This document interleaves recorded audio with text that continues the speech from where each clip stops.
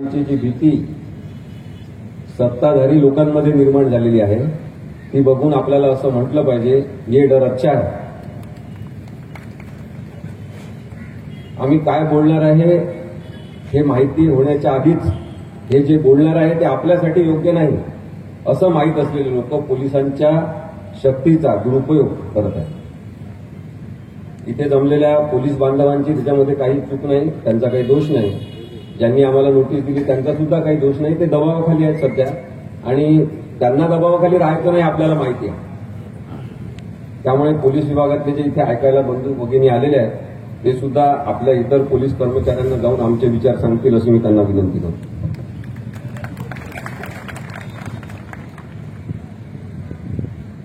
आजच्या राजकारणाने एक मोठं आव्हान आपल्यासमोर उभं केलेलं आहे की मनात अनेकांच्या अस्वस्थता आहे. कोणत्याच राजकीय पक्षाच्या संबंधित नसलेले, कोणत्याच राजकीय पक्षाचे सदस्य नसलेले अनेक महाराष्ट्रातले लोक, अनेक भारतातले लोक जेव्हा मनातून अस्वस्थ होतात या राजकीय परिस्थितीबद्दल, तेव्हा आपल्या लक्षात येते की आता लोकशाही करवट बदलणार आहे. या सत्तांना झालेल्या लोकांचा कंटाळा आता लोकांना आले. आम्हाला काहीच गरज नाही हे सगळं फिरून फिरून महाराष्ट्रभर सांगण्याची. आमचा कोणताही राजकीय अजेंडा स्वतःचा नाही, पण एक लोकांचं राजकारण आम्ही मांडण्याचा प्रयत्न करतोय की ज्यांना ज्यांना सत्ता मिळालेली असेल त्यांनी लोकांसाठी सत्ता राबवायची. स्वतःसाठी जे सत्ता राबवत असतील ते लोक चुकीचे आहेत हे सांगण्याची गरज आज निर्माण झालेली आहे. म्हणून आम्ही सगळे बाहेर पडलो. दररोज साधारणतः 300-350 किलोमीटरचा ॲव्हरेज प्रवास आमचा होतोय. झोप होत नाही बरेचदा. पण लोकशाहीसाठी आपण काहीतरी केलं पाहिजे. या भारावलेल्या अवस्थेत आम्ही जेव्हा फिरतोय तेव्हा आम्हाला तशाच अवस्थेतले अनेक नागरिक भेटत आहेत ज्यांची ही अपेक्षा आहे की सत्तांतर आता आवश्यक आहे. ते हळूहळू संघ परिवाराने म्हटल्यावर काही जणांच्या लक्षात येणार नाही म्हणून मी स्पष्ट सांगतो, राष्ट्रीय स्वयंसेवक संघाने हळूहळू जे विष पेरलेलं आहे त्याची विषवल्ली इतकी मोठी झालेली आहे की आता एक मोठा विषारी दहातोंडी नाग तयार झाला. लोकशाहीला आणि संविधानाला डसणारा, चावणारा हा नाग पणा काढून आपल्यासमोर उभा असताना आपल्याला आता ही कृष्णलीला करावंच लागेल की याच्या नागफणीवर उभं राहून आपल्याला लोकशाहीचं नाग दाखवावं.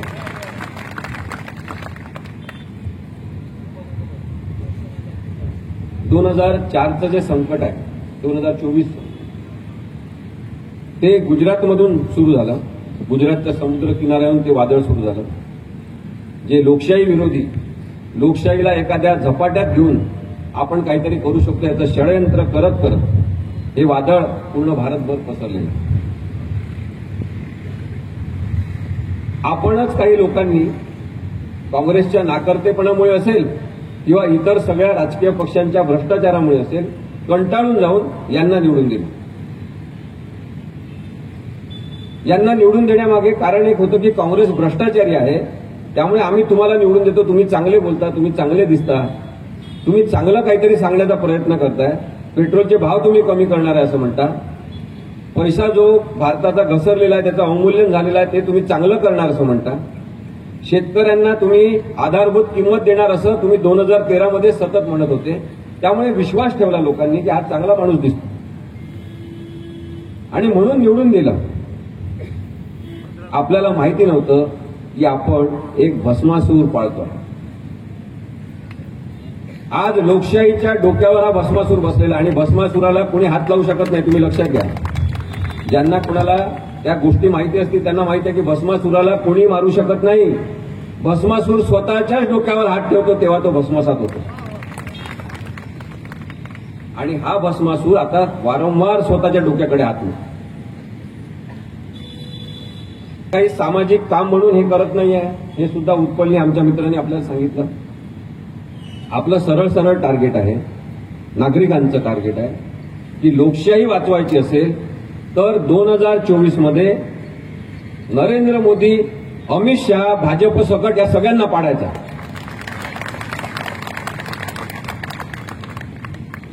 जसं श्रियांनी प्रश्न उपस्थित केला की हे राज्य संविधानाचं आहे का मनुस्मृतीचं आहे, तुम्ही कोणत्या प्रकारची बाजू मांडता, तुमची नेमकी भूमिका काय आहे. काँग्रेस भ्रष्टाचारी होते आपण मान्य करू, भ्रष्टाचार सगळ्यांनीच केलेला आहे. पण भारतीय जनता पक्ष, विशेषतः नरेंद्र मोदी आणि अमित शहा यांच्या नेतृत्वाखालील भारतीय जनता पक्ष केवळ भ्रष्टाचारी नाही, प्लस धर्मांध आहे. आणि भ्रष्टाचारी अधिक धर्मांध हे अत्यंत डेडली म्हणजे राक्षसी स्वरूपाचं कॉम्बिनेशन आहे. यांनी इथला हिंदू मुस्लिम वाद पेटवला. जे गुण्या गोविंदानं हिंदू आणि मुस्लिम राहत होते, नांदत होते, त्यांच्यामध्ये यांनी विष कालवलं. शंकेच्या आधारे एकमेकांकडे बघितलं पाहिजे अशा स्वरूपाची समाजामध्ये यांनी एक वेगळी यंत्रणा तयार. मुळातच यांचा प्रेमाला विरोध असल्यामुळे प्रत्येक प्रेमविवाहाला यांनी विरोध केलेला आहे. आणि मग यांनी लव जिहाद नावाचं भूत एक तयार केलं, ज्याच्यामध्ये कोणी वेगळ्या धर्माच्या, मुस्लिम धर्माच्या व्यक्तींनी हिंदू धर्माच्या व्यक्तीशी किंवा हिंदू धर्माचा आहे आणि विशेषतः मुस्लिम व्यक्तींनी केलं असेल तर तो लव जिहादच आहे असं यांनी सांगणं सुरू केलं. सांगण्याचा जेव्हा पुरेसा परिणाम होत नाही असं यांना वाटलं, तेव्हा यांनी खोटारडेपणावर आधारित सिनेमे काढणं सुरू केले. केरळ स्टोरी आपण पाहिला असेल. केरळ स्टोरी हा असाच एक खोटारडा सिनेमा. सर्वोच्च न्यायालयात त्याच्यावर जेव्हा चर्चा झाली, अनेकांनी आक्षेप घेतले.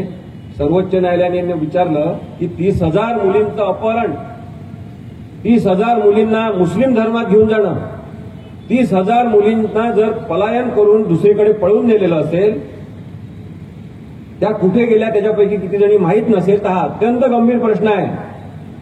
आणि सुप्रीम कोर्ट याची गंभीर दखल घेईल. जनहित याचिका म्हणून आम्ही याची दखल घेऊ. तुम्ही आम्हाला 30,000 मुलींची नावं द्या. जेव्हा यांचे दिग्दर्शक, प्रोड्युसर या सगळ्यांना नावं मागितले कोर्टाने, तेव्हा यांच्याकडे कोणतंही नाव नव्हतं. त्यांनी सांगितलं प्रत्यक्षात ही 30,000 मुलींची गोष्टच नाही, तीन मुलींची गोष्ट आहे. मग कोर्टाने यांना विचारलं, ठीक आहे 3 मुलींची केवळ गोष्ट असेल तर ही 3 मुलींची गोष्ट सत्य घटनेवर आधारित आहे का. यांनी कोर्टात सांगितलं नाही, सत्य घटनेवर आधारित ही गोष्ट नाही. मग तुम्ही धर्माधर्मामध्ये विष कालवणारा ट्रेलर कसा काढला, जो बघितल्यावर माणसं बिथरले, माणसं चिडले, माणसाच्या डोक्यामध्ये आग तयार झाली की मुस्लिम लोक भयानक आहे. मुस्लिम लोकांच्या मनामध्ये भीती तयार झाली की हा जर व्हिडिओ कोणी पाहिला तर आम्हाला कोणी मारेल. हे वातावरण तुम्ही कसं तयार केलं. तुम्ही सेन्सॉर बोर्डाची परवानगी घेतली का ट्रेलर काढताना. तर त्यांनी कोर्टात सांगितलं आम्ही सेन्सॉर बोर्डाची परवानगी घेतली नाही, आम्ही घेणारच होतो. तुम्ही सेन्सॉर बोर्डाची परवानगी न घेता ट्रेलर कसा काढू शकता. भारतामध्ये कायदा आहे. पण यांना माहिती आहे की यांचे वडील, मायबाप नरेंद्र मोदी आणि अमित शहा बसलेले आहेत, जे आपल्याला कोणाला हात लावू देणार नाही, म्हणून कायदा न पाळता यांनी ट्रेलर काढ. ही जी हुकुमशाही पद्धत आहे ही वाईट आहे. सिनेमा काढा, सत्यावर आधारित तो असला पाहिजे. सत्यावर आधारित नसेल तर खाली लिहा. सर्वोच्च न्यायालयाने यांना सांगितलं की तुम्ही तिथे डिस्क्लेमर लिहा की सत्य घटनेवर आधारित हा सिनेमा नाही. पण या सिनेमानी प्रचंड कमाई करून टाकली. भाजपच्या कार्यकर्त्यांनी, नगरसेवकापासून सगळ्यांनी लोकांना रांगा लावून फुकट सिनेमे दाखवले. कारण की असे बिथरलेले लोक यांचे मतदार आहेत, डोक्यामध्ये विष असलेले लोक यांचे मतदार आहेत आणि एकूणच बिंडोक लोक यांचे मतदार आहेत. तयार होण्याची जी प्रक्रिया सुरू झाली, ज्याच्यामध्ये आज आपण एवढा मोठा समुदाय रत्नागिरीमध्ये बघतो, तसं आम्हाला जी आता सवय झालेली आहे 5-5 हजार लोक बघण्याची, त्या मानाने कमी गर्दी आहे. पण रत्नागिरीमध्ये एक वेगळ्या प्रकारची आर्थिक दहशत आहे. आणि तरी तुम्ही सगळेजण एवढे त्या दहशतीला झुगारून आलेले आहात. त्या दहशतीला झुगारून अनेक पत्रकार इथे आलेले आहेत. त्या सगळ्यांचं मी अभिनंदन करतो. रत्नागिरीतच नाही, संपूर्ण महाराष्ट्रामध्ये अशाच प्रकारे अनेक पत्रकारांवर आर्थिक दबाव आहे. अनेक पत्रकारांना भीती घालण्यात येते आणि तरीही पत्रकार आमच्या बातम्या देतात. म्हणून भाजपचे प्रदेशाध्यक्ष बावनकुळे सांगतात की या पत्रकारांना ढाब्यावर घेऊन जा. त्यांना असं वाटते की प्रत्येक गोष्ट पैशाने होते.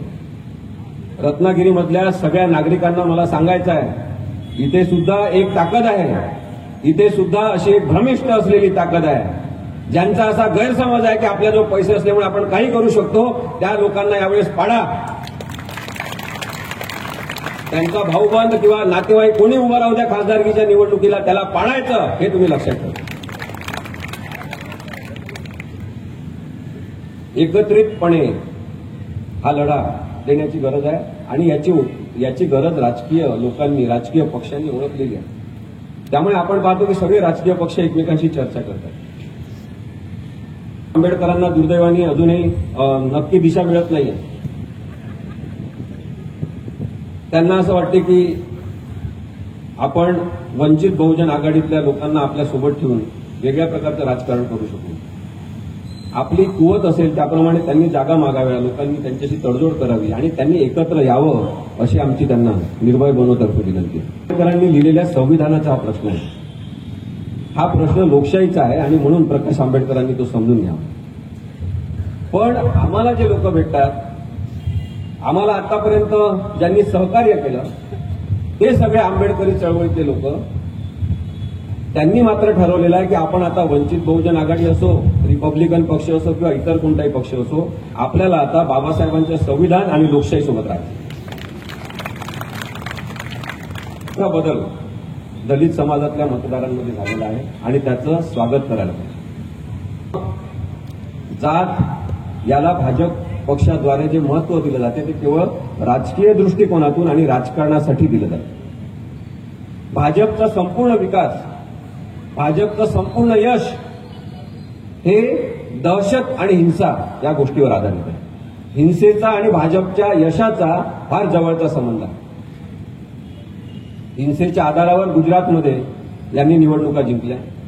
हिंसा उघड होत असेल असं माहीत झालं तर यांनी आयपीएस अधिकाऱ्यांपासून अनेक निष्पाप लोकांना जेलमध्ये टाकून दिलं, अनेक लोकांचे मर्डर करून टाकले आणि मग त्याच्याबद्दलची ट्रायल ज्या जज समोर सुरू होती तो न्यायाधीश कर्तव्यनिष्ठ आणि प्रामाणिक यांना भेटला तर त्याला सुद्धा संपवून टाकलं. जज लोयाची स्टोरी आपल्याला माहिती. अशा दहशतवादी लोकांना आपण निवडून द्यायचं का? जे याच्यामध्ये इन्व्हॉल्व्ह असतील त्या सगळ्या लोकांचा विचार आपण केला पाहिजे. यांनी भारताला संपूर्ण भुकेला लावलेला आहे. 2013 मधलं नरेंद्र मोदींचं एक भाषण मी ऐकत होतो. त्यात ते म्हणत होते की प्रत्येक माणसाला भारतातल्या काहीतरी फुकट द्यायचं, फुकट अन्नधान्य द्यायचं, फुकट साड्या द्यायच्या, फुकट काहीतरी तांदूळ द्यायचे. असं केल्याने आपण निवडणूक जिंकू शकतो असं काँग्रेसला वाटते आणि काँग्रेसची खूप मोठी चूक आहे की त्यांना भारतीय समाज समजलेला नाही असं नरेंद्र मोदींचं भाषण आहे. पाहतो की नरेंद्र मोदी म्हणतात की 80 करोड लोकांना मैं मुफ्त में अनाज दे रहा हूं और अगले 5 साल तक देता रहूंगा. म्हणजे यांनी यांच्या पहिल्या 2014 नंतरच्या 5 वर्ष फुकट अन्न दिलंच, अनेक गोष्टी फुकट दिल्या त्यांच्या म्हणण्यानुसार. पुन्हा हे 5 वर्ष पुढचे सुद्धा फुकट दिले, आता पुढचे 5 वर्ष सुद्धा फुकट देणार. हा तुमचा विकास आहे का? जास्त लोकांना फुकट अन्न वाटाल. कर्तृत्व शक्तीवर ज्यांचा विश्वास आहे त्यांच्यासाठी तुम्ही रोजगार निर्माण करणार नाही, त्यांना तुम्ही गरिबीतच ठेवाल. आणि मग अमित शहा नावातला एक माणूस सांगतो की आम्ही गरिबी या भारतातून समूळ उच्चाटन करणार. पंतप्रधान म्हणतात की 80 कोटी लोकांना आम्ही मोफत अन्न देणार.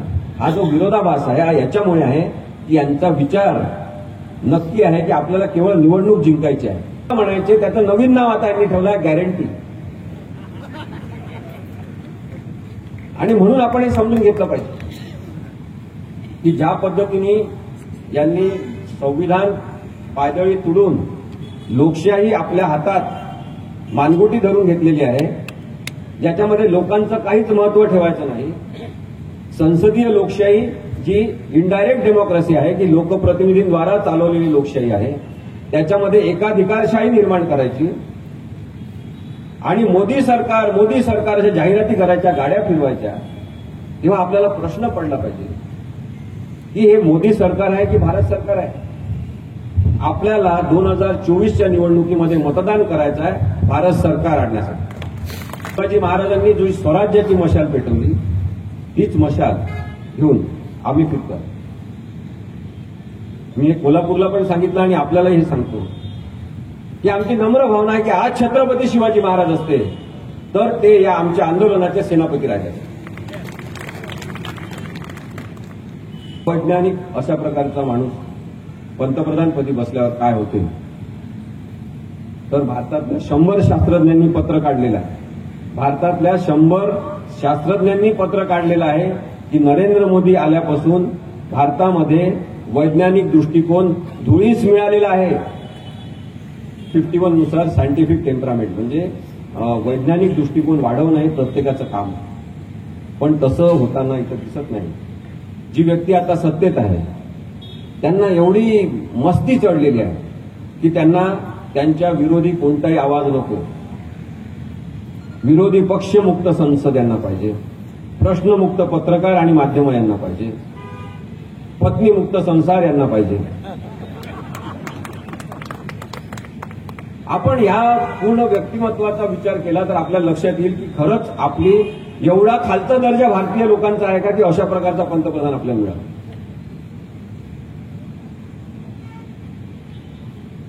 माझं नाव असीम आहे त्यामुळे बरेच जण मला मुस्लिम समजतात आणि मग वेडवाकडे बोलतात, काही पण लिहितात, फेसबुकवर पण भांडेडं लिहितात, शंकेने माझ्याकडे बघतात कधी. तेव्हा मला एक गोष्ट जाणवते की माझं नाव असीम असल्यामुळे त्यांना मी मुस्लिम वाटतो म्हणून ते माझ्याकडे अशा दृष्टीने जर बघत असतील तर जो व्यक्ती या भारतामध्ये मुस्लिम म्हणून जन्म घेत असते त्याचं जीवन किती कठीण करून टाकलेलं आहे. आपल्या सगळ्यांना वाईट वाटायला पाहिजे की आपल्यासोबत जे वेगवेगळ्या समाज घटकाचे लोक राहतात त्यांच्यामध्ये असुरक्षितता आपण निर्माण केली असेल तर ती चांगली लोकशाही नाही. लोकशाहीची तब्येत बिघडवणारे जे लोक आहेत ते चेहरे आता आपल्या समोर आहेत आणि म्हणून आपण 2024 मध्ये यांना मत द्यायचं नाही. ते 303 खासदार आहेत आणि हे आता म्हणतात 400 पार आम्ही करणार, अबकी बार 400 पार असा यांचा नारा आहे. हे शक्य होईल का ते होणार नाही याच्याबद्दलचं अनालिसिस आपण केलं पाहिजे. आता जे 303 जण कोण आहेत? महाराष्ट्रामध्ये एक सरकार स्थापन झालेलं आहे. एक फूल दोन हाप असं त्याचं वर्णन आहे. एक फूल म्हणजे भाजप आणि दोन हाप म्हणजे हे राष्ट्रवादी पळून गेलेले आणि शिवसेना पळून गेले.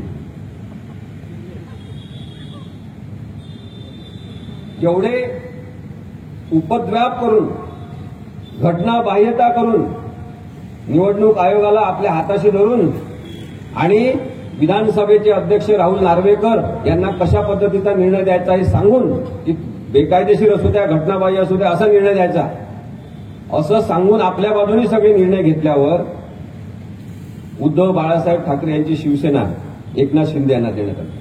धनुष्यबाण एकनाथ शिंदेना देण्यात आलं. शरद पवारांनी स्थापन केलेल्या राष्ट्रवादीचं नाव अजितदादांना देण्यात आलं. घड्याळ अजितदादांना देण्यात आलं. तरी सुद्धा सगळ्यात महत्वाची गोष्ट लक्षात घ्या की भारतीय जनता पक्षाला माहिती आहे की एकनाथ शिंदेची शिवसेना ती शिवसेना नाही. राष्ट्रवादीचे अजितदादांजवळ आहे ना ते राष्ट्रवादी खरं नाही आणि त्यामुळे त्यांची जी अवस्था केलेली आहे की तुम्हाला आम्ही 4 जागा देतो, तुम्हाला आम्ही 4-5 जागा तुम्हाला देतो, तुम्ही चूप बसायचं. तुमचे उमेदवार निवडून आणायचे असतील तर भाजपच्या कमळ चिन्हावर आणायचे.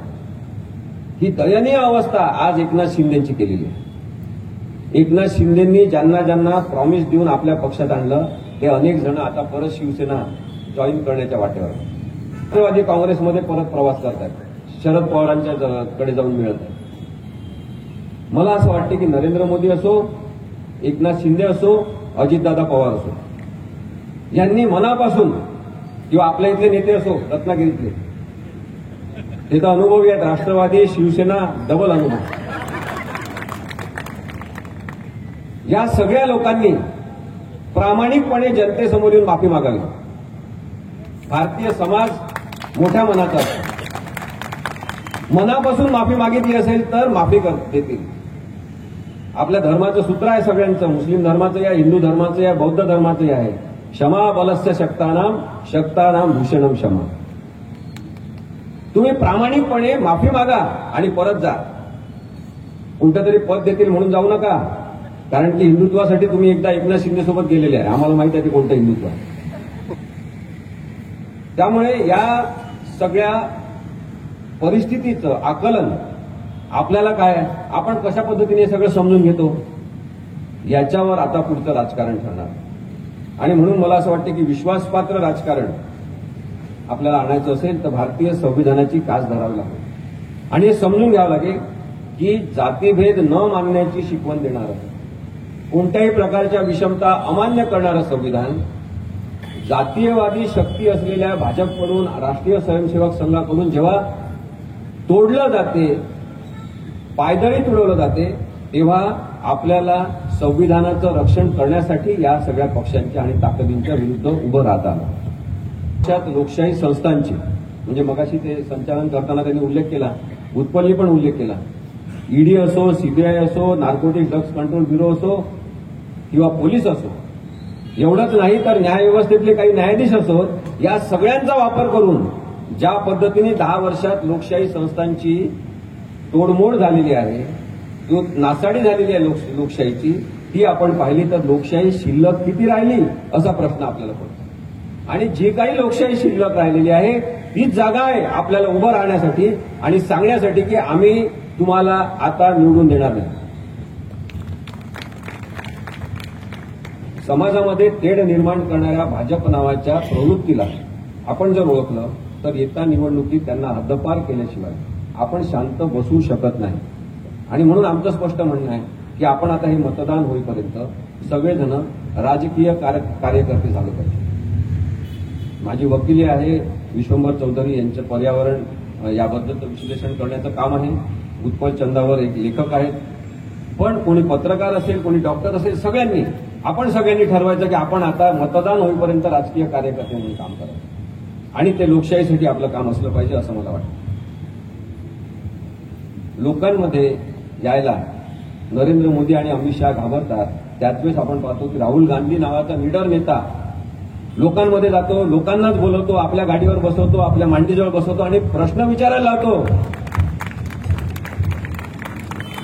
तुझ्या मनात काय आहे ते सांग असं सांगतो, मन की बात करत नाही. रेडिओवरून बोलणं सोपं आहे, पण लोकांमध्ये जाऊन बोलणारा जो नेता आहे, जो भारतीय राजकारणाला आवश्यक वाटत होता, तो आहे राहुल गांधी. आणि म्हणून आपण त्यांच्या निडरतेकडे पाहिल्यावर आपल्याला लक्षात येते की हे दोघं जण नरेंद्र मोदी आणि अमित शहा लोकांमध्ये जायला का घाबरतात, कारण की यांच्या आतल्या स्वतःला त्यांना माहिती आहे की आपण चुकीचे कामं केले आणि म्हणून लोकांमध्ये जायला ते घाबरतात. राजकारण जे त्यांनी वाढवलेलं आहे त्याच्यामुळे त्यांच्या जीवाला धोका आहे असं त्यांना स्वतःला नक्की माहिती आहे. तरी पण भारतीय जनता, मगाशी मी सांगितलं तसं, यांना सुद्धा माफ करू शकते. 2004 पासून त्यांना सांगत आहेत लोक.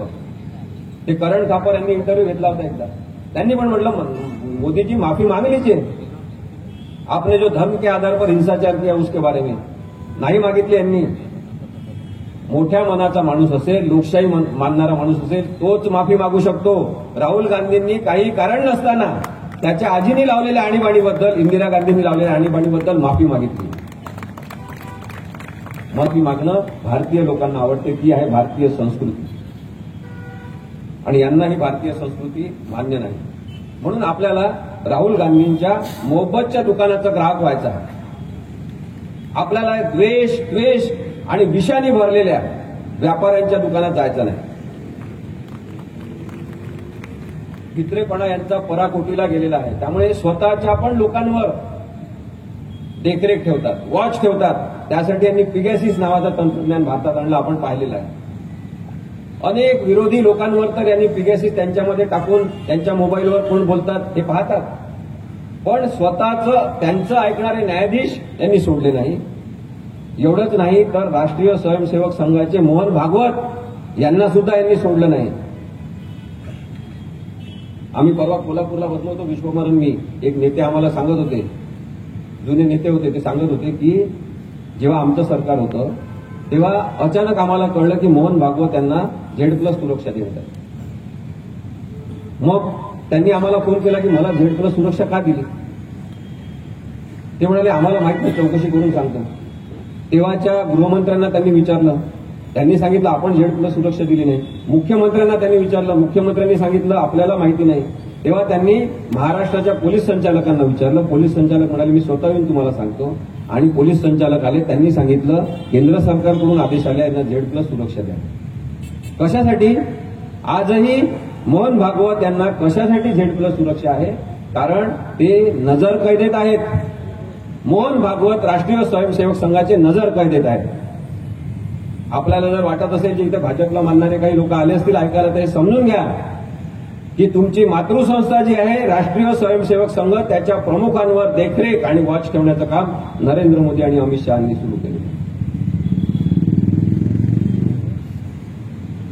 जे हुकुमशहा असतात त्यांचा कोणावरच विश्वास नसतो. स्वतः ते स्वप्नात काही बरळले तरी त्याच्यावर सुद्धा ते विश्वास ठेवतात. अविश्वासूपणा हा यांचा सगळ्यात मोठा गुणधर्म असतो. ते बोलत असताना दोन महत्वाच्या घटना झालेल्या.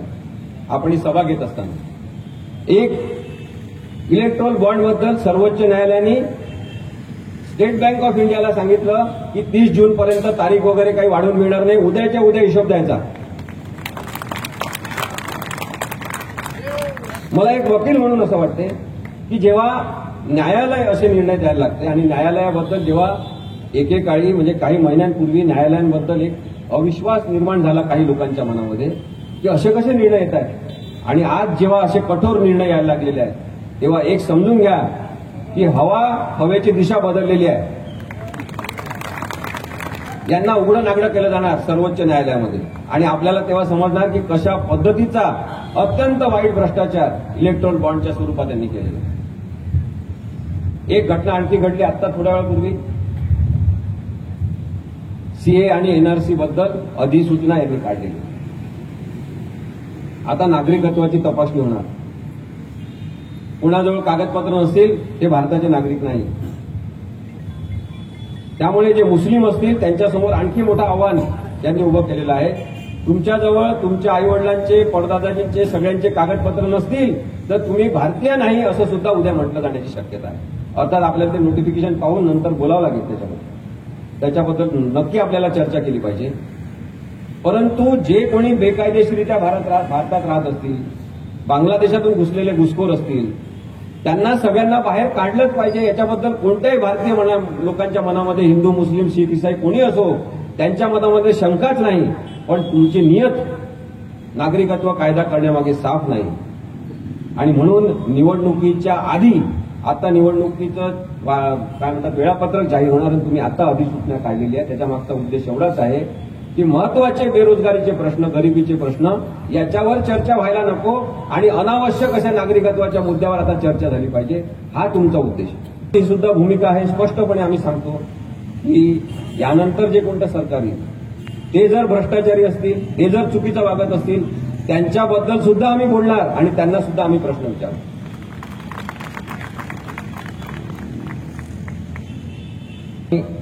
निवडणूक आयुक्त अरुण गोयल यांचा 2027 पर्यंतचा कार्यकाळ होता. त्यांनी अचानक राजीनामा दिलेला आपण पाहिलं. माहिती नाही काय होणार आहे. पण हा राजीनामा दिल्यामुळे आधीच एक पद रिकामं होतं, आता हे सुद्धा रिकामं झालं. यांनी आता एक पंतप्रधान, एक निवडणूक आयुक्त अशा प्रकारची व्यवस्था इथं तयार केलेली आहे. हुकुमशाहीला पोषक वातावरण यांनी तयार केलं.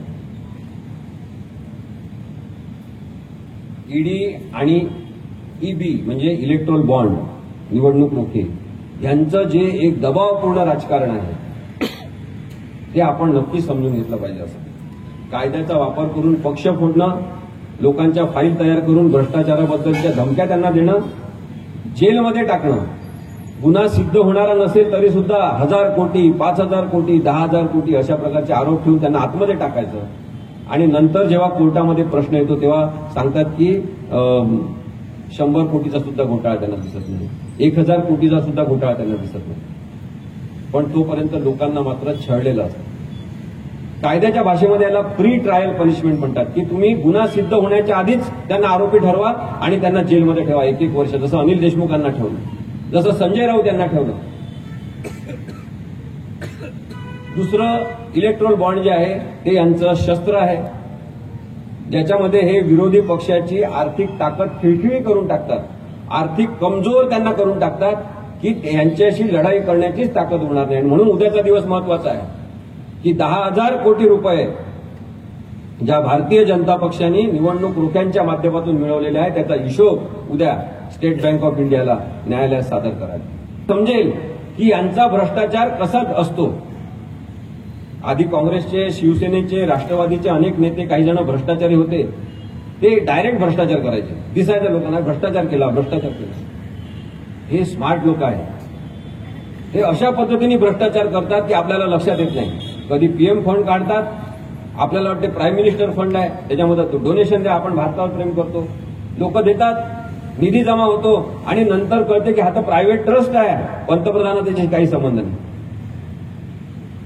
त्यामध्ये ज्या पद्धतीने यांनी पैसा जमवलेला आहे आणि वाढवलेला आहे त्याच्याबद्दलचा हिशोब एक दिवस नक्कीच होणार. कदम मागे आपण पाहिला ग्लिसरीन राहून रडले, चॅनलवर रडले. ते त्यांच्या नाका तोंडातून पाणी येत होतं. ते सांगत होते की मला फार त्रास झाला आणि म्हणून मी आता एकनाथ शिंदेसोबत जातो. आता परत रडले पण सांगितलं की भाजपच्या लोकांना सांगितलं केसांनी माझा गळा कापू नका. हे सांगितल्या दुसऱ्या दिवशी सकाळी यांचा मुलगा सिद्धेश कदम याची महाराष्ट्र प्रदूषण नियंत्रण मंडळाचा अध्यक्ष म्हणून नेमणूक करण्यात आली. माझे मित्र डॉक्टर विश्वंभर चौधरी नोटीस पाठवणारे म्हणून आणि मी त्यांचा वकील म्हणून आम्ही नोटीस पाठवलेली आहे की सिद्धेश कदम यांची नेमणूक महाराष्ट्र प्रदूषण नियंत्रण मंडळावर बेकायदेशीर आहे.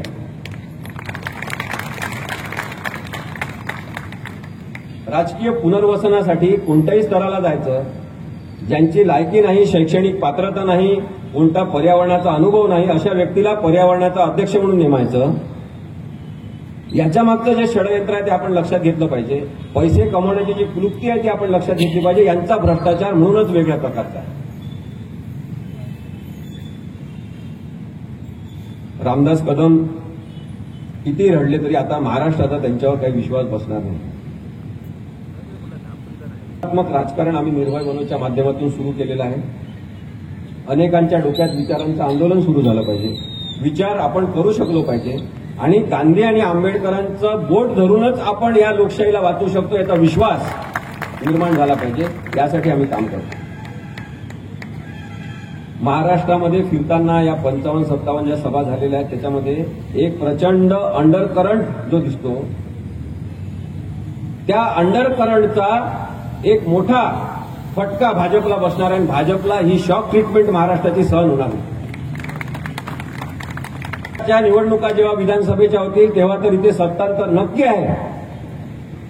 पण आता सुद्धा 48 जागा ज्या खासदारकीच्या आहेत त्याच्यामध्ये भारतीय जनता पक्षाची घसरण 13 ते 14 जागांपर्यंत होणार. वंचित बहुजन आघाडीसह इतर सगळ्या पक्षांनी लोकशाहीसाठी एकत्र येण्याची गरज आहे. तुला परवानगी मिळेल. इथे वेगवेगळ्या शाळा, कॉलेज आहेत, मोठे मोठे ग्राउंड आहेत. ते लोक भाजपला ग्राउंड देतील पण इतर लोकांना मैदान उपलब्ध करून देणार नाही. आणि म्हणून आम्ही पिटिशन केली होती उच्च न्यायालयामध्ये की फर्स्ट कम फर्स्ट सर्व्ह बेसिसवर तुम्ही प्रत्येक जिल्ह्यातल्या, प्रत्येक मोठ्या शहरातल्या जागा उपलब्ध करा. निवडणूक आयोगाने तो कब्जा घ्या की आम्ही 15 दिवसासाठी तुमचं मैदान घेताय. जे पहिले येतील त्यांना पहिले तुम्ही तिथे बोलण्याची संधी द्या. राजकीय मतस्वातंत्र्य जे आहे ते अत्यंत महत्वाचं आहे. ज्यांच्याजवळ सत्ता असेल ते भाषणं करतील, काही पण खोटारडेपणा करतील, त्यांना तुम्ही ग्राउंड द्याल, त्यांना तुम्ही जागा उपलब्ध करून द्याल. हे संविधानाला मान्य नाही. आणि म्हणून मला असं वाटतं की अशा जागांच्या संदर्भातला निकाल निवडणूक आयोगाने घेतला पाहिजे. येणाऱ्या काळामध्ये आपल्याला अनेक जण पक्षांतर करताना दिसतील. आता पक्षांतर करण्याचा काळ आलेला आहे. राज ठाकरेंनी परवा की कालच मला वाटतं भाषण केलं, 40 मिनिटांचं भाषण त्यांनी केलं. अनेक लोकांवर त्यांनी टीका केली पण एका व्यक्तीवर टीका केली नाही, ती म्हणजे देवेंद्र फडणवीस यांच्याबद्दल ते एक शब्द बोलले नाही. राज ठाकरेंना प्रश्न आहे माझा, कुठे गेली तुमची निर्भयता? एकनाथ शिंदेबद्दल तुम्ही बोलता तसं तुम्ही देवेंद्र फडणवीस यांच्याबद्दल का बोलत नाही? कदाचित पुढे आणखी काही त्यांचे गणित ठरले असतील. त्यांचे गणित त्यांना लकलाभ, त्यांनी अनेक गोष्टी करून पाहिल्या. माझ्यासारखेच ते सुद्धा गणितात कदाचित कच्चे आहेत असं दिसतं. देवेंद्र फडणवीस यांच्याबद्दल त्यांनी एक शब्द न बोलणं, याच्यातून नवीन राजकारणाची एक नांदी आपल्याला होताना दिसते. पंतप्रधान कसे झाले, मोदी प्रधानमंत्री कसे झाले असा प्रश्न जर विचारला, एमपीएससीच्या मुलांच्या मी केसेस चालवतो तेव्हा त्यांना विचारलं की मोदी पंतप्रधान कसे झाले, याचे जर ऑप्शन तुमच्यासमोर ठेवायचे असतील तर काय ठेवणार? ABCD अशी त्यांना सवय असते ऑब्जेक्टिव्ह. तर ते म्हणाले की मोदी प्रधानमंत्री कसे बनले अशा प्रश्नासाठी अदानीच्या फंडिंगमुळे, टेलिप्रॉम्प्टरवरून बघून बघून केलेल्या भाषणांमुळे, ईव्हीएम मध्ये असलेल्या सेटिंगमुळे की गोदी मीडियाच्या मदतीमुळे. अनेक जण चारही उत्तरं देतील, कारण की मोदी साहेबांचा करिश्माच असा आहे की सगळ्या भ्रष्ट मार्गांचा वापर करून ते पंतप्रधानपदी आज विराजमान आहे. यांनी डेमोक्रेसीचा मर्डर केलेला आहे, लोकशाहीचा खून केलेला आहे, अशा अनेक घटना आपल्याला सांगता येतील. शेतकरी जेव्हा MSP मागतात, आधारभूत किंमत आम्हाला ठरवून द्या, भाव ठरवून द्या, तेव्हा त्यांना हे गोळ्या घालतात. 700 शेतकरी मरतात. आता जिथे ते आंदोलन सुरू आहे तिथे मोदी शहा जात सुद्धा नाही. हे सगळेजण मोदींचा परिवार आहे, त्यांची जाहिरात आहे मोदींचा परिवार. ते पळून जाणारे लोक आहेत. त्याच्यामध्ये अदानी आहेत, विजय मल्ल्या आहेत, मेहुल चोक्सी आहे, नीरव मोदी आहे. हे सगळेजण आमच्या भारतीयांचा पैसा घेऊन पळून गेले परदेशामध्ये आणि सुखाने राहत आहेत. हे मोदींचा परिवार आहे. मोदींचा परिवार आहे ब्रिजभूषण शरण सिंग, कुलदीप सेंगर, चिन्मयानंद, राम दुलारे, ज्यांनी बलात्कार केलेले आहेत, बलात्काराचे आरोप ज्यांच्यावर आहेत, हा मोदींचा परिवार आहे. प्रवेश वर्मा दिल्ली पोलीस स्टेशनमध्ये गुन्हा दाखल, संगीत सोम जर्चा पोलीस स्टेशनमध्ये गुन्हा दाखल, उमा भारती दंगली घडून आणण्यासाठी गुन्हा दाखल. हे सगळे जण दंगा करणारे आहेत मोदींचा परिवार. मोदींचा परिवार म्हणतात ना, ते हा आहे. आपल्याला हे सगळं ओळखता आलं पाहिजे. बॉम्बस्फोटामधील आरोपी जिला खासदार करून टाकलं थेट, त्या प्रज्ञा सिंग आहेत मोदींचा परिवार. ज्याच्यावर अनेक गुन्हे होते आणि थेट उत्तर प्रदेशचे मुख्यमंत्री बनले आणि स्वतःच प्रपोजल तयार केलं की माझ्यावर एवढे काय 240 वगैरे काय गुन्हे आहेत, ते गुन्हे रद्द करण्यात यावे असं मी स्वतःला प्रपोजल देतो. चॅलेंज केल्यावर तिथे जे न्यायाधीश बसलेले होते त्यांनी सांगितलं की मुख्यमंत्री म्हणून त्यांना, गृहमंत्री म्हणून त्यांना ऍडमिनिस्ट्रेटिव्ह पॉवर्स आहेत, ते ठरवू शकतात कोणते गुन्हे मागे घ्यायचे. स्वतःवरचेच दाखल सगळे गुन्हे यांनी मागे घेतले. असा मुख्यमंत्री योगी आदित्यनाथ आहे यांचा परिवार. सुप्रीम कोर्टामध्ये प्रमोशन देण्यात आलं. हा आहे मोदींचा परिवार, जो भ्रष्टाचारी आहे, बलात्कारी आहे, आर्थिक गुन्हे करणारा आहे, खूप मोठी दरोडेखोरी करणारा आहे आणि धर्मांध आहे. हा जर यांचा परिवार असेल तर हा भारतीय संस्कृतीत न बसणारा परिवार आहे आणि म्हणून यांना हाकलून द्या. शंकर सिंग या सगळ्यांविरुद्ध, म्हणजे सगळेजण, नारायण राणेंपासून सगळ्यांविरुद्ध किरीट सोमय्या यांनी आवाज उठवला. त्यांच्या बिचाराच्या तोतड्या बोलण्यावर अनेकांनी आक्षेप घेतले, गंमत केली. पण माझं म्हणणं आहे की कुणाच्या व्यंगावर आपण तसं हसू नये. पण यांनी ज्या पद्धतीने आरोप केले आणि ज्या पद्धतीने मागे घेतले ते नक्कीच हास्यास्पद आणि दुःखद आहे. कृपाशंकर सिंग बेहिशेबी मालमत्ता, राधाकृष्ण विखे पाटील, कोहिनूर मिल प्रकरण, राज ठाकरेची चौकशी सुरू झाली. अजितदादा पवारांचा सिंचन घोटाळा, त्याच्यामध्ये 700 कोटी रुपयांचा घोटाळा असं नरेंद्र मोदी साहेबांनी स्वतः सांगितलं. दिलीप 70,000 कोटी. त्यानंतर दिलीप वळसे पाटील ज्यांनी पराग मिल्क आणि गोवर्धन उद्योग समूहामध्ये घोटाळा केलेला आहे असं पुढे आलं. त्यांचे निकटवर्तीय देवेंद्र शहा सुद्धा त्याच्यामध्ये गुंतले आहेत असं आलं. प्रफुल्ल पटेल यांचा दाऊदच्या हस्तकांशी संबंध आहे असा आरोप झालेला होता. हसन मुश्रीफ कोल्हापूरचे ब्रिस्क फॅसिलिटीज कंपनीचे 156 कोटी रुपयांचा घोटाळा. या सगळ्या लोकांना आज नरेंद्र मोदींनी शरण दिलेली आहे. हा आहे यांचा परिवार. असा परिवार आपला असू शकत नाही हे सांगण्याची आता वेळ आहे. हत्यारे पण यांच्या परिवारामध्ये खूप आहेत. त्याच्यामध्ये अजय टेनी आहे, संजीव बाल्यान आहे, पुलकित आर्य आहे. यांनी अनेक लोकांचे मर्डर केलेले आहेत. हे सुद्धा यांच्या परिवारामध्ये आहे. देशातील सगळ्या विमान कंपन्या, विमानतळं, अनेक एजन्सीज विकणारा मोदींचा परिवार आहे. आणि म्हणून आपल्याला यांच्यापासून सावध राहायला पाहिजे. शिंदे गटामध्ये असलेले आनंदराव अडसूळ, त्यांचा मुलगा प्रताप सरनाईक, यशवंत जाधव, भावना गवळी, अनेक जण, आता हे आपण जे 40 जण पाहतो, आपण अलिबाबा म्हणून या 40 जणांकडे पाहिलं ते चोर आहे. आणि म्हणून हा यांचा जो परिवार आहे याला नाकारण्याची आता आपल्याला महत्वाची कामगिरी बजावायची. रत्नागिरीमध्ये सुद्धा अशा प्रकारचे चोर, दरोडेखोर, आर्थिक भ्रष्टाचार करणार वाढत असतील तर पुढच्या सभेमध्ये आम्ही तुमच्या सगळ्यांना दोष देऊ. इतके वर्ष तुम्ही कसं सहन करून घेऊ शकता कोणाची तरी आर्थिक दहशत? तुम्ही नकार द्यायला पाहिजे या लोकांना. ते श्रीमंत झाले असतील तर आता त्यांचे पैसे त्यांना एन्जॉय करू द्या, त्यांना राजकारणातून हद्दपार करा.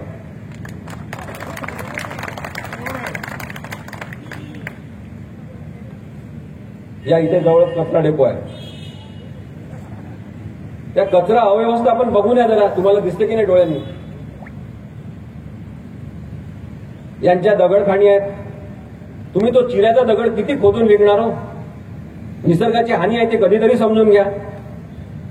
सगळे दगडांचे कॉन्ट्रॅक्ट यांचेच, सगळे वाळूचे ठेके यांचेच. हा जो भ्रष्टाचार आहे हा चुकीचा आहे असं माझं स्पष्ट मत आहे. आपण सगळेजण जाणकार आहात, त्यामुळे यांच्या व्हिडिओबद्दल मी काही जास्त बोलत नाही. दानवे जे आहेत, रावसाहेब दानवे यांनी खूप चांगल्या पद्धतीने सोप्या शब्दात सांगितलेलं आहे की आमच्याकडे वॉशिंग मशीन आहे, पक्षात आलेल्यांना आम्ही स्वच्छ धुतो आणि लाईनमध्ये उभं करतो. आणि पण आलेलं आहे वॉशिंग पावडर मोठी म्हणून, ते पण आपण पाहिलेलं असेल. आपल्याला या सगळ्यांचा उबग आला पाहिजे, किळस वाटली पाहिजे की आपल्या नाकर्तेपणामुळे अनावश्यक लोक राजकारणामध्ये प्रस्थापित झालेले आहेत. या सगळ्यांच्या भ्रष्टाचाराविरुद्ध, या सगळ्यांच्या घटनाबाह्य वागण्याविरुद्ध महाराष्ट्रामध्ये एक माणूस अत्यंत ताकदीने आणि ठामपणे उभा आहे. त्याचं नाव आहे उद्धव ठाकरे. भारतामध्ये एक माणूस उभा आहे अत्यंत मजबूतीने. शिव्या खाल्ल्या तरी तो आता उभा राहणार, लोकांशी बोलणार आणि मोदींचा पर्दाफाश करणार असं त्यांनी ठरवलेलं आहे. त्याचं नाव आहे राहुल गांधी. आपल्याला कुणाची सोबत द्यायची हे आता ठरवायचं. आणि म्हणून आम्ही आता म्हणतोय की आपल्याला सत्तांतर घडवून आणायचं आहे. नार्वेकर यांनी ज्या पद्धतीचा निर्णय दिला तो निर्णय अत्यंत चुकीचा आहे, घटनाबाह्य आहे, कायद्यात बसणारा नाही, संविधानाच्या चिंधड्या करणार आहे. मी काय त्याच्याबद्दल खूप डिटेल बोलत नाही, पण एकच मुद्दा तुम्हाला सांगतो. राहुल नार्वेकर म्हणतात की पक्षांतर्गत वादाचा हा मुद्दा आहे, त्यामुळे मी कुणालाच अपात्र ठरवणार नाही, सगळेजण पात्र. आणि सगळ्यात महत्वाची गोष्ट मी आपल्याला सांगतो की सर्वोच्च न्यायालयाने 5 न्यायाधीशांनी जेव्हा 5.5-6 महिने याची हिअरिंग घेतली, त्याच्या काही महिने आधी खूप कागदपत्र बोलावले, या सगळ्यांची शहानिशा केली आणि सांगितलं की पक्षांतर बंदी कायद्याअंतर्गत हे प्रकरण आहे, त्यामुळे पक्षांतर बंदी कायद्याच्या परिच्छेद 6 नुसार हे प्रकरण राहुल नार्वेकर अध्यक्ष असल्यामुळे विधानसभेचे त्यांनी निकालात काढलं पाहिजे आणि म्हणून हे प्रकरण त्यांच्याकडे पाठवण्यात आलं. राहुल नार्वेकर म्हणतात की हे पक्षांतर्गत वादाचं प्रकरण आहे, तर मग कायद्याचा साधा मुद्दा आहे की पक्षांतर्गत वादाचा मुद्दा असेल तर राहुल नार्वेकर यांना निर्णय घेण्याचा हक्कच नाही. राहुल नार्वेकर यांनी पत्र लिहून 1 पानाचं सुप्रीम कोर्टाकडे ही केस परत पाठवायला पाहिजे होती की हा पक्षांतर अंतर्गत वादाचा मुद्दा आहे, पक्षांतर बंदीचा नाही, त्यामुळे तुम्हीच निर्णय घ्या असं सांगायला पाहिजे होतं. पण त्यांनी निर्णय दिला, त्यांना सांगितल्यानुसार तो निर्णय लिहिला आणि एक बेकायदेशीरता महाराष्ट्रामध्ये प्रस्थापित केलेली आहे. मला वाईट याचं वाटते, निर्णय कोणी काही दिलेला असेल तरी सुद्धा बेकायदेशीरता प्रस्थापित होऊन अपात्र लोकांचं सरकार करण्याचा विक्रम या पुरोगामी महाराष्ट्रामध्ये झाला, याचं वाईट वाटतं. मंत्री अपात्र असलेलं आपल्याला दिले, या सगळ्यांबद्दल आपण नक्कीच विचार केला पाहिजे असं मला वाटतं.